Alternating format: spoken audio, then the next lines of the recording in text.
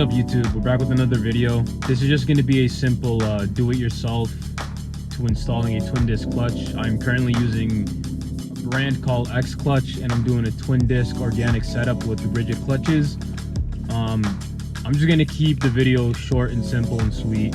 I'm not going to show you guys how to take out a transmission because I feel like most of the people watching are able and capable to taking out a transmission and doing labor like that on their own.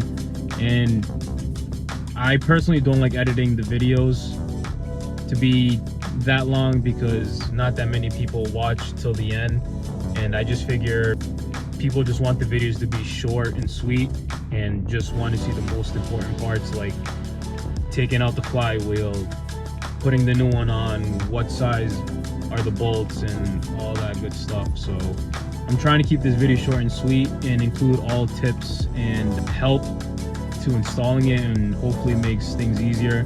I appreciate the feedback that people are leaving on my videos, saying like thanks for the help, or like good job like describing what to do. Yeah, I appreciate the feedback. Realistically, like I'm only doing this for you guys.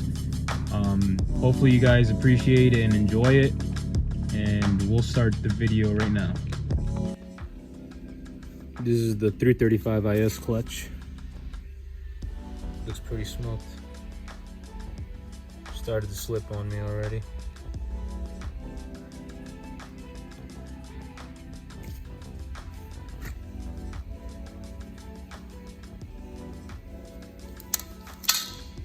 And here's the M Factory single mass flywheel.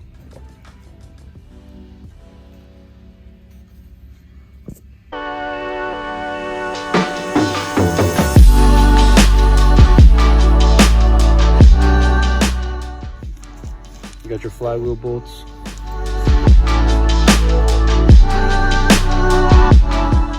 I'm gonna have to put some Loctite on these.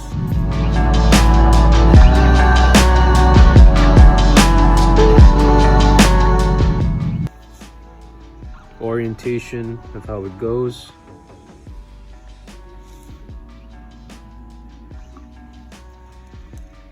Probably pay good attention to how this goes, that way you don't mess it up installing it.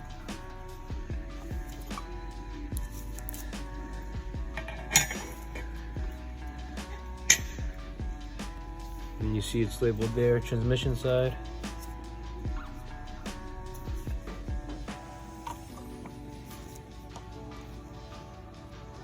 This one doesn't have anything labeled, but so this is going to be facing towards the transmission.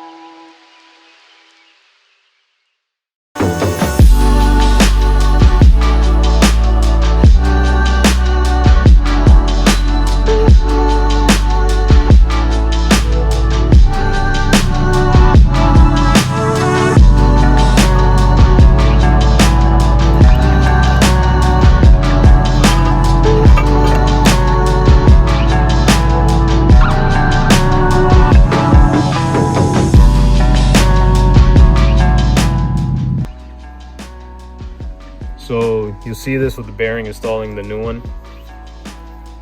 It can come out and you'll see it. Don't be like alarmed that it falls out.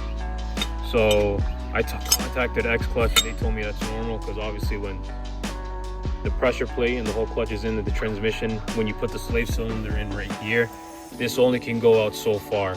And I imagine when you take out the clutch, you're just gonna put force on this back. So that's just a quick tip before you guys get crazy or think you're doing something wrong.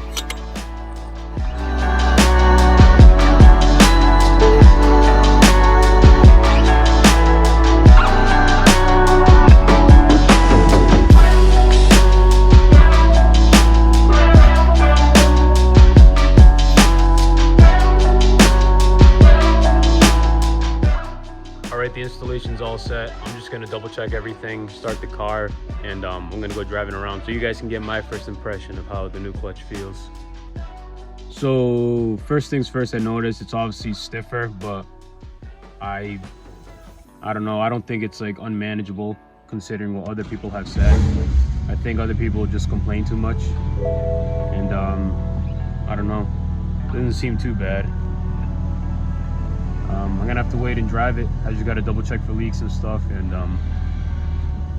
I guess maybe you can hear that when you kick in the clutch with the new throttle bearing. Like it makes like a chatter, but nothing bad or crazy, I'd say.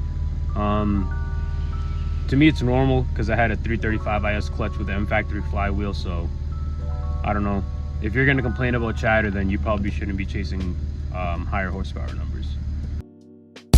So far, I can't really complain. I mean, obviously the clutch pedal is a lot stiffer.